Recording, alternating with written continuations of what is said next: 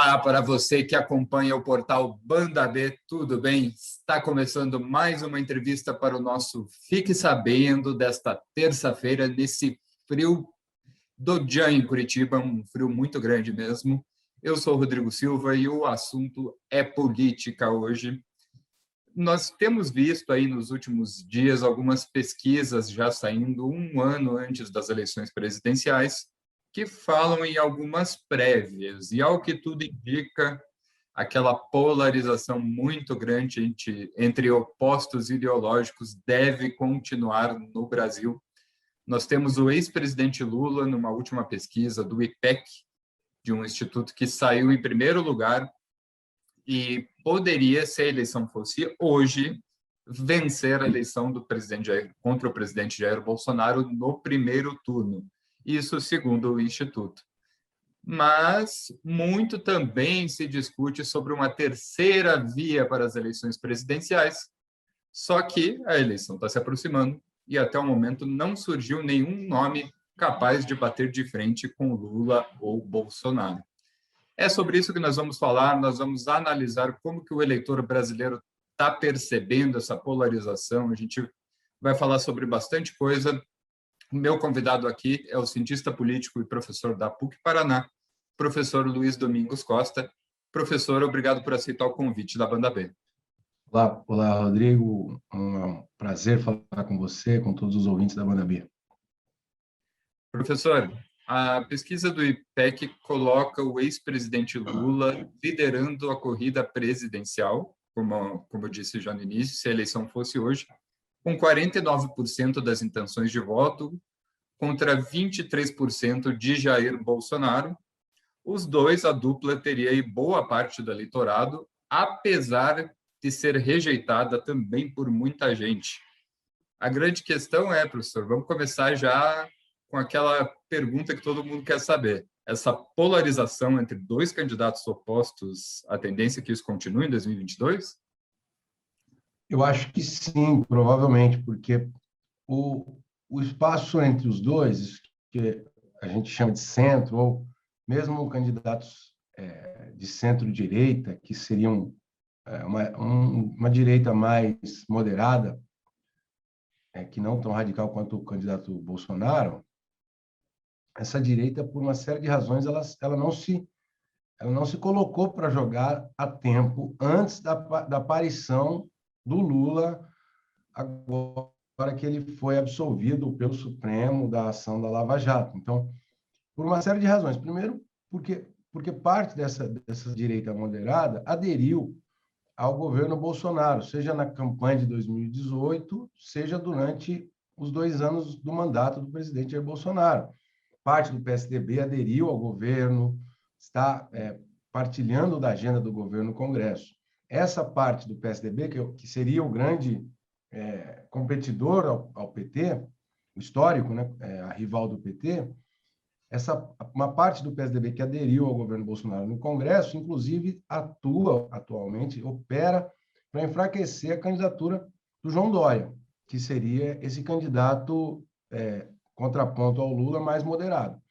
Então, seja porque, por um lado, a própria direita, os candidatos mais de centro ou de centro-direita, que ocupariam esse espaço entre esses dois polos, eles não se colocaram, ou por outra, porque o próprio Bolsonaro trabalhou e trabalha para enfraquecer esses nomes, porque ele confronta o Dória, ele enfraquece candidatos de outros partidos que já tiveram uma atitude ambivalente entre essas duas pontas. Então, o cenário caminha para uma eleição no primeiro turno, como se fosse uma eleição já de segundo turno, sabe? No qual os candidatos que estão aí com 7%, 8%, 6%, eles não cresçam, o que é uma tônica já da eleição de 2018, que provavelmente, pelo jeito, guardadas todos os imponderáveis que vão acontecer até 2022, parece que a coisa vai caminhar por aí. E quando a gente pensa nessa polarização que a gente já vive há muito tempo, ela favoreceria ao ex-presidente Lula, porque o cenário, segundo os institutos, estão se desenhando para uma vitória de Lula. Como que a gente pode analisar isso? A quem favorece essa polarização? Olha, favorece os dois, né? Porque se em 2018 a polarização foi ruim para o PT, porque a gente tem que pensar de modo mais analítico, que tem três grupos de eleitores. Claro que dá para complexificar isso, mas para a gente não perder muito tempo, você tem um eleitor que orbita a esquerda, que em geral tende a votar em Lula, em Ciro, ó, isso é um padrão histórico. Um terço do eleitor que é o oposto, que tende a votar num candidato rival desse polo, do polo de esquerda. E você tem um terço que é o que a gente chama de um eleitor volátil, o eleitor que espera mais para próximo da eleição e avalia as condições econômicas, avalia o seu bem-estar, avalia as políticas públicas e escolhe na reta final da campanha. Então, só tem 2 terços já posicionados, né, mais ou menos 25% a 30% em torno de cada um, e mais uns 30%, 35% que vão esperar, e é o eleitor que decide a eleição. Em 2018, essa parcela decisiva, esse eleitor volátil, estava muito insatisfeito com o PT por tudo, pelo longo período do partido à frente do governo federal, pelos escândalos de corrupção e pela deterioração econômica que começou em final de 2013, veio se agravando até então, em todo o processo de impeachment. Naquele momento, a insatisfação com o PT cresceu muito e favoreceu o candidato que se apresentava como contraponto máximo disso, que foi o Bolsonaro. Agora, esse jogo vira. Por quê? Porque o governo é o Bolsonaro, e ele passa a ser o alvo da insatisfação desse terço crítico, desse terço volátil. Então, nesse momento, a polarização interessa ao PT e ao Lula, justamente porque o governo Bolsonaro passou por uma prova, está passando, né, por uma dificuldade que ninguém previa, que é a pandemia e todas as suas consequências, tanto sanitárias, humanitárias e econômicas. E ele não se saiu bem por enquanto, né? As avaliações a respeito da condução do presidente por parte da opinião pública são majoritariamente negativas. Então, agora convém ao PT e ao Lula tentar colar essa imagem de má gestão, da ausência de políticas de controle do isolamento social ou de compra de vacinas. Convém ao PT e ao Lula apontarem isso no Bolsonaro e se colocarem como polo oposto. Mas, por outro lado, a tática, a rejeição ao PT não é algo que desapareceu. Se por um lado, a rejeição ao Lula caiu um pouco enfim, o fato do partido não estar no governo dissipa um pouco aquele mau humor que havia em 2017, 2018, por outro lado, ainda é perceptível em parte da opinião pública, do eleitorado, uma não aceitação a retorno do PT. E é nisso que, por sua vez, o Bolsonaro aposta. Ele aposta em que é possível ativar aquela hiper-rejeição que havia em 2018, agora em 2022, ano que vem, para tentar falar, se vocês quiserem o retorno do governo corrupto, do governo que quebrou a economia, vocês votem no PT, senão votem no Bolsonaro. Então, a estratégia dos dois é ir um contra o outro mesmo, né? Então, eu acho que favorece aos dois, no final das contas, embora atualmente, aparentemente, a vantagem pelas pesquisas do IPEC, pelos dados recentes, em função da última curva da pandemia, que foi muito forte, né? Os dados a taxa de morte e de contágio foram muito pesados. Parece que essa polarização atualmente favorece um pouco mais o PT, como diz a pesquisa do IPEC, que coloca o Lula com 49%. Professor, muito se fala em uma terceira via. A gente tem parte do eleitorado, o eleitorado que rejeita tanto o Lula quanto o Bolsonaro, que quer optar por um terceiro candidato Alguns partidos têm se encontrado para almoços, para conversar sobre o assunto. O próprio PSDB também tem se reunido com outros partidos. Mas ainda nenhuma figura se sobressaiu a ponto de encantar o eleitor nesse sentido, né? E eu queria conversar exatamente sobre isso. A terceira via precisa ser mais moderada, precisa ser mais neutra, onde a gente poderia encaixar uma terceira via nesse contexto e qual a narrativa mais fácil de contar, né? Porque a gente está falando de polos opostos entre o Lula e o Bolsonaro, né? Qual que é a narrativa mais fácil de contar para uma terceira via? Essa pergunta é complexa. Pois é. Esses movimentos começaram há algumas semanas, teve um almoço, não sei se na semana passada, na retrasada, acho que na retrasada, que era para reunir mais lideranças do que de fato apareceram lá no almoço em Brasília. Nesse momento, me parece uma iniciativa para não deixar o jogo ser jogado exclusivamente pelos dois candidatos principais, pelo Lula e pelo Bolsonaro. Eventualmente até para tentar ensaiar um grupo maior, ou no mínimo, para valorizar as alianças que os dois vão fazer, que Lula e Bolsonaro vão fazer em 22, tentando disputar dentro desses um arco de alianças de um lado ou de outro, tentando disputar uma parte desse programa, do programa que eles venham a apresentar.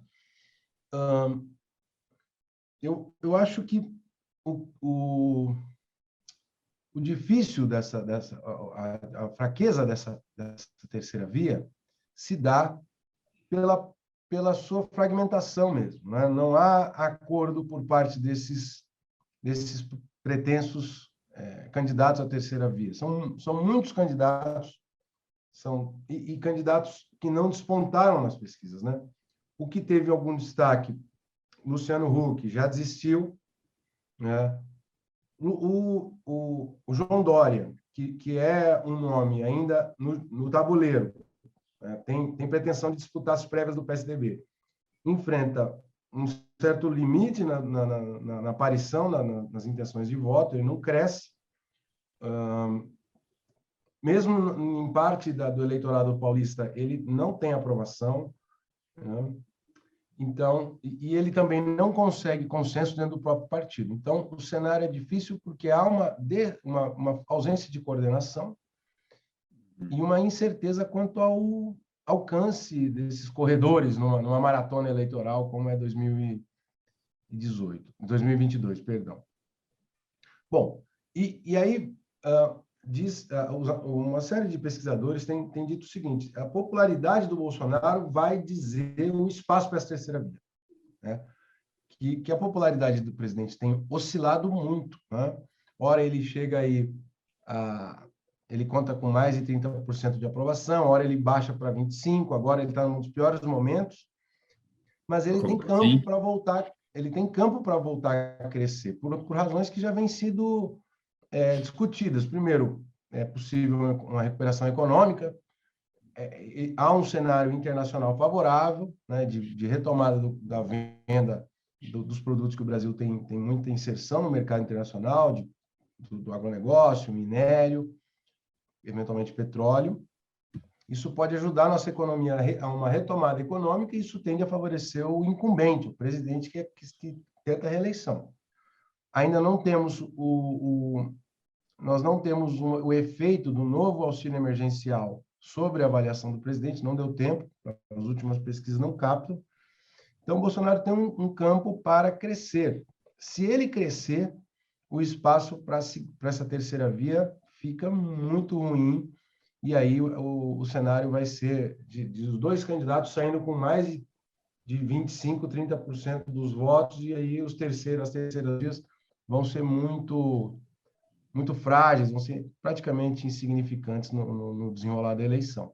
Por outro lado, se o cenário econômico não se mostrar auspicioso para o Bolsonaro e para os seus seguidores mais fiéis, e aí a popularidade dele não passar desses 30%, ficar no patamar atual, que é ruim, o espaço para essa terceira via aumenta. Qual que seria a narrativa dessa terceira via? Acho que o Dória, inclusive, já vem esboçando. O Dória e Ciro disputam essa narrativa, que é, de um lado, um governo irresponsável, genocida, né, é o que vai se argumentar, e, do outro lado, um ladrão. É por aí que vão tentar colocar essa candidatura nova, com uma expectativa de começar a cavar os eleitores que já se inclinam para um ou para outro. Né? Ó, de um lado, um governo incompetente, não comprou vacina, deixou as pessoas minguarem, deixou os hospitais colapsarem, e, de outro lado, o governo mais corrupto da história do Brasil. O que você prefere? E aí tem aqui a gente, que seria a terceira via, capaz de minimizar ou de trazer uma novidade. De fato, seria isso, mas ainda sem nenhum consenso de política econômica, né, de um debate sobre as políticas convencionais do país, como a inclusão social, política macroeconômica. Isso tudo está completamente fora do horizonte, portanto, que é muito difícil estabelecer a narrativa, do ponto de vista mais publicitário, e um programa capaz de, por exemplo, seduzir parte do empresariado. Isso tudo está muito distante, né? E, de fato, essa é uma eleição que está sendo antecipada por tudo que tem acontecido. Primeiro, porque o grande ator do momento, o presidente, ele é um homem que mantém a campanha. Então, a campanha não vai ser a partir de agosto ou de julho de 2022, ela vai ser logo, ela já está acontecendo. E esses candidatos de terceira via, esses supostos candidatos de terceira via, não se apresentam. Professor, para a gente encerrar, do ponto de vista histórico, até analisando a história do Brasil mesmo, dá tempo de construir uma terceira via nesse meio tempo, faltando aí pouquinho mais de um ano para a eleição? Eu acho que dá tempo, só que depende de um cenário desfavorável para essa terceira via. Primeiro, maior coordenação e alcançar alguma convergência entre esses meia dúzia ou mais nomes e partidos que têm interesse nessa frente. Né? O próprio DEM, por exemplo, o DEM, que seria um partido que capitanearia uma liderança, foi democratas, né? Foi balançado pelo Bolsonaro na eleição para a Câmara, para a presidência da Câmara. Uma ala do partido se aproximou do Bolsonaro, isso tira o DEM desse protagonismo. Então, há essa meiuca, esse espectro de partidos de centro e centro-direita estão baleados pelas suas próprias ações recentes. Eles não conseguem o DEM fragmentado, o PSDB, entre a ala do Aécio, que não quer candidatura presidencial, a ala do Dória, que quer. Tudo isso é um cenário nebuloso, a gente vê uma nuvem em cima desses partidos que eles não conseguem colocar luz sobre as suas estratégias e sair de dentro dessa pasmaceira. Primeiro ponto.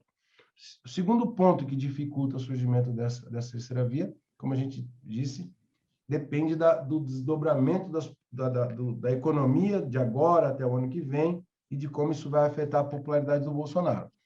Eu acho que é possível, se houver uma coordenação rápida e bem feita, é possível surgir uma força aí que parta da eleição com os 10%, e aí isso é um bom número, 10%, 12% de saída. Isso é um bom patamar, e aí a eleição ganha uma nova roupagem, uma nova característica.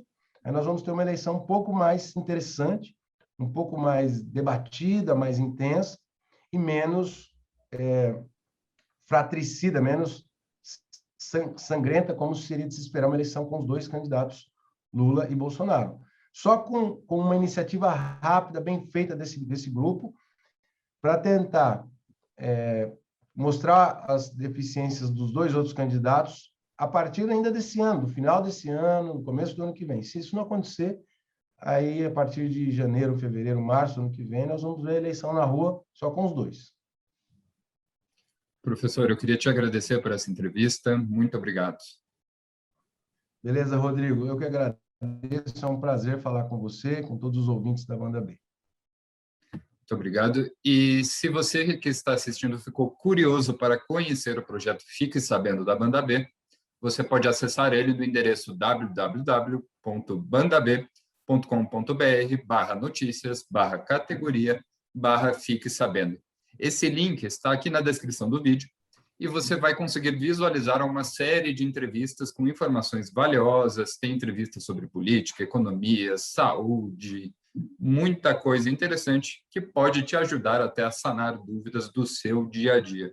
A entrevista com o professor Luiz está aqui no YouTube e o vídeo também será anexado ainda hoje em uma matéria ali do Fique Sabendo